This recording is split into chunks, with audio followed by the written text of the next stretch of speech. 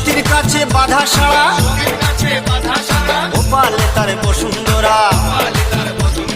ত্রিশূল হাতে মাথায় জটা তাতে আবার জুয়ার ভাটা ত্রিশূল হাতে মাথায় জটা তাতে আবার জুয়ার ভাটা টিকটিকারের ঢংটা রে ঢংটা রে ঢংটা মেনকা মাথায় গেল